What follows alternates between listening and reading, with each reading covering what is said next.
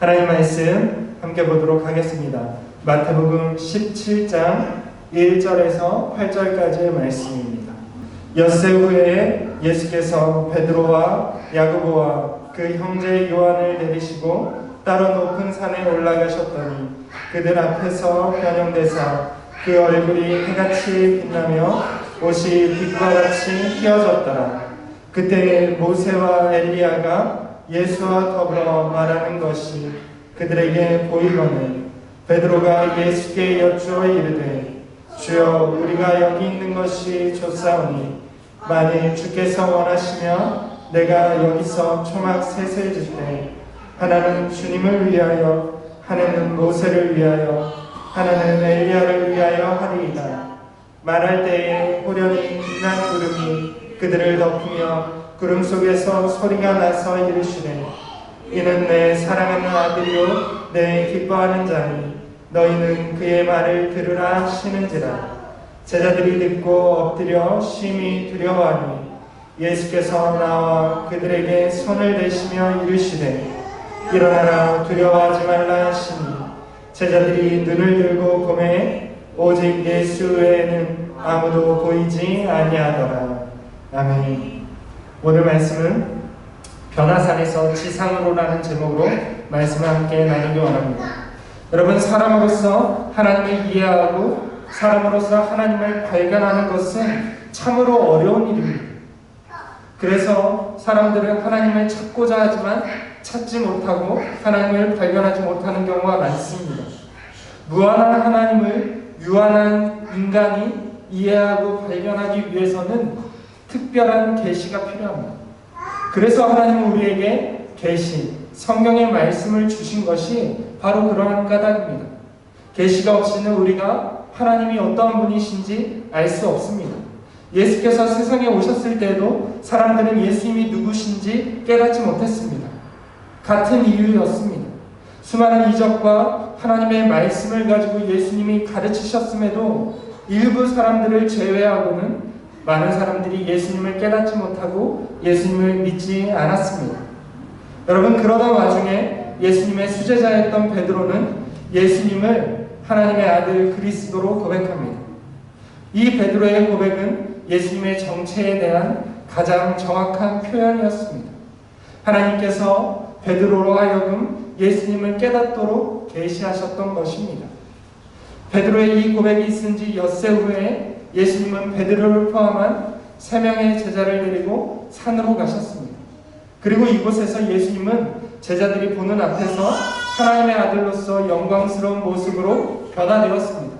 그래서 이 장소를 변화산이라고 부르게 된 것입니다. 여러분, 그런데 어째서 예수님은 변화산에서 영광스러운 모습으로 변화되었을까요? 어째서 그러한 영광스러운 모습을 3명의 제자들에게 보여주셨느냐? 이것을 같이 한번 생각해 보기 원합니다. 2절과 3절 말씀을 보면 예수님의 얼굴이 해같이 빛나며 옷이 빛과 같이 휘어졌다라고 말합니다. 뿐만 아니라 예수님 좌우편에 모세와 엘리야가 나타나서 이야기하는 모습을 보게 되었습니다. 여러분, 어째서 예수님은 산에 올라가서 3명의 제자 앞에서 이러한 모습으로 변화되었을까? 사실 앞서 바리새인들은 하늘로부터 오는 표적을 예수님께 요구했습니다. 만일 그때 예수님께서 지금 제자들에게 보여주시는 모습을 보여주셨다면 즉시로 예수님은 바리새인들로부터 그리스도로서 인정받았을 것입니다. 그러나 예수님은 철저하게 바리새인들에게는 신적 영광을 숨기셨습니다. 바리새인들은 가장 존경하는 인물이 모세였습니다. 왜냐하면 모세는 하나님으로부터 직접 율법을 받은 사람이기 때문에 그렇습니다. 모세가 하나님으로부터 율법을 받았을 때에 모세의 얼굴이 환하게 빛이 났다라고 성경이 기록합니다. 그래서 수건으로 가렸죠. 만일 예수님께서 바리새인들이 하늘로부터 오는 표적, 그리스도의 표적을 구했을 때에 이 변화산의 모습처럼 변화되었다면 바리새인들은 즉시로 예수님을 그리스도로 믿었을 것입니다. 그런데 예수님은 이러한 신적인 영광을 숨기셨다는 것입니다. 오직 3명의 제자 베드로와 야고보와 요한에게만 보이셨다는 것입니다. 이러한 예수님의 의도된 변화산 사건이 무엇을 의미하는지 함께 생각해 보기 원합니다. 여러분, 결론부터 말하자면 예수님이 산에서 영광스러운 모습으로 변화되신 이유는 제자들이 예수님에 대해서 더 깊이 깨달을 수 있도록 예수님에 대한 이해를 돕기 위해서 예수님은 변화되셨던 것입니다. 베드로는 예수님을 하나님의 아들 그리스도라고 고백했습니다. 이에 대해서 예수님은 하나님의 아들로서 그리스도로서 신적인 권능을 잠시지만 직접 보여주셨던 것입니다. 예수님은 제자들이 자신에 대한 믿음이 흔들리지 않도록 그들의 믿음을 단단히 고정시키기 위해서 변화산 사건을 보여주셨던 것입니다. 여러분, 그렇게 세 명의 제자는 예수님의 그리스도로서의 모습, 인간적인 모습이 아니라 신적인 권능의 모습을 목격하게 되었습니다. 유대인들은 두 사람 이상의 증언이 확보될 때에 그것을 진실한 증언으로 간주했습니다. 예수님이 영광스러운 모습으로 변화된 것은 세 명의 제자가 동시에 목격했습니다. 이것은 착각이나 창난이 아닌 실제 사건임을 증거해 주는 것입니다. 여러분, 그렇습니다. 예수님은 장차 있을 고난과 죽음 또 십자가의 부활에 대해서 제자들에게 말씀하셨습니다. 그리고 그 후에 바로 이 사건을 통해서 그리스도의 신적인 권능을, 영광을 보여주시는 것입니다. 이유가 무엇이겠습니까? 제자들이 큰 고난을 앞두고 믿음을 잃어버리지 않도록 하나님의 아들로서 자신을 나타내신 것입니다. 그렇습니다. 예수님은 제자들을 위해서, 베드로와 12사도와 예수님을 따르는 사람들을 위해서 예수님이 누구신지 그들의 눈으로 볼 수 있도록 보여주신 사건입니다. 여러분, 다른 사람을 제외하고 베드로에게 이 경험은 너무나도 충격적이고 동시에 감동적인 광경이었습니다. 여러분, 베드로를 생각해 보시기 바랍니다. 예수님에게 당신은 하나님의 아들이고 그리스도라고 고백했던 사람이 베드로입니다. 그리고 자신이 고백했던 대로 예수님이 하나님의 아들로서 그리스도로서 영광스러운 모습, 하나님의 광채를 띤 모습으로 변화되는 것을 직접 목격한 것입니다. 여러분, 우리가 베드로였다면 우리도 베드로처럼 흥분에 사로잡힐 수밖에 없었을 것입니다. 얼마나 흥분했던지 베드로는 초막 셋을 짓겠다라고 말했습니다. 베드로는 예수님의 영광스러운 모습에 사로잡혀서 예수님과 모세와 엘리야를 위해서 초막 셋을 짓고 기념하겠다라고 말했습니다. 여러분, 이것이 무엇입니까? 베드로는 예수님에게 기대했던 모습이 있었습니다. 그리고 그가 기대했던 모습을 눈으로 목격한 것이죠. 그렇지, 하나님의 아들 메시아라면, 그리스도라면 저런 모습을 보여주셔야지. 베드로가 기대하던, 바라던 예수님의 모습을 목격하게 된 것입니다. 그런데 예수님의 반응은 어떻습니까? 여러분, 예수님은 흥분한 베드로, 예수님을 위해서 또한 모세와 엘리야를 위해서 초막을 짓겠다라는 베드로 앞에 예수님은 차분히 하늘의 영광을 거두셨습니다. 왜 그랬을까요? 여러분, 아직 예수님에게는 지상에서의 일이 남아있기 때문에 그렇습니다. 예수님은 보여주셨던 것처럼 영광스러운 하나님이시지만 그 영광을 대가 없이 취하지는 않으시는 분입니다. 예수님은 고난을 통해서, 십자가의 죽음을 통해서 진정한 하나님의 영광을 취하시는 분이십니다. 여러분, 그렇습니다. 예수님은 변화산에서 가장 영광스러운 모습을 나타내셨습니다. 그러나 즉시로 그 영광을 거두셨습니다.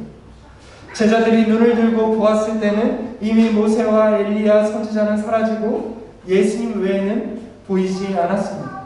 또 예수님을 감싸던 빛도 사라져 있었습니다.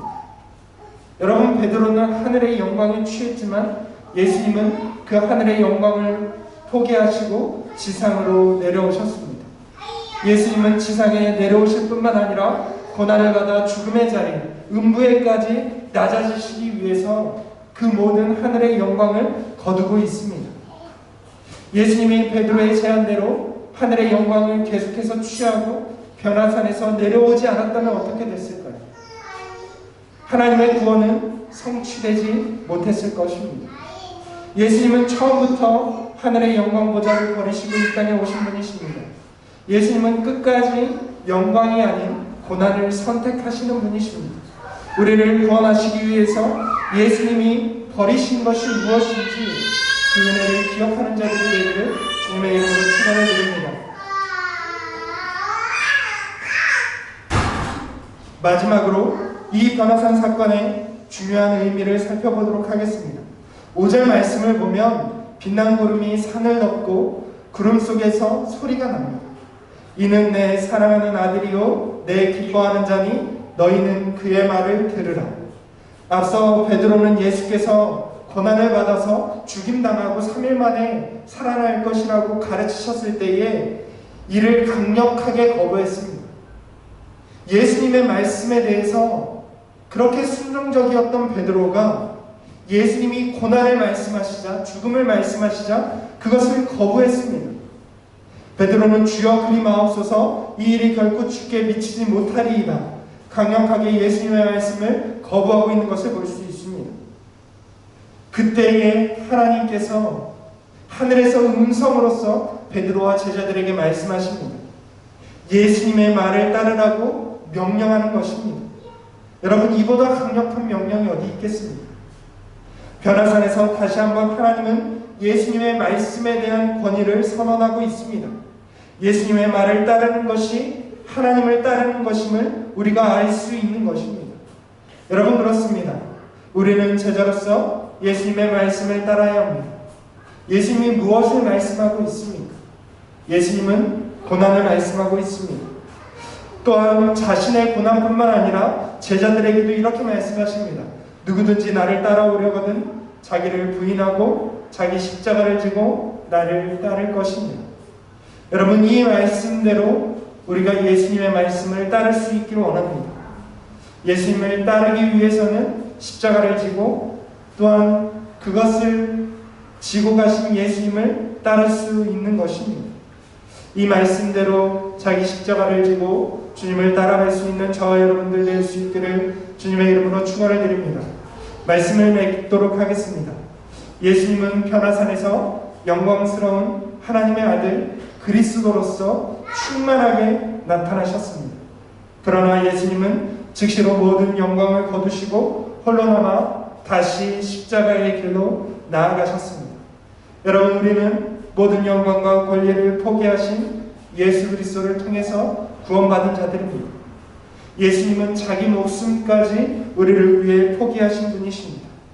이 놀라운 은혜를 베푸신 주님을 기억하고 주님의 말을 따라 주님의 말씀을 따라 사는 제자들이 다 될 수 있기를 주님의 이름으로 축원을 드립니다.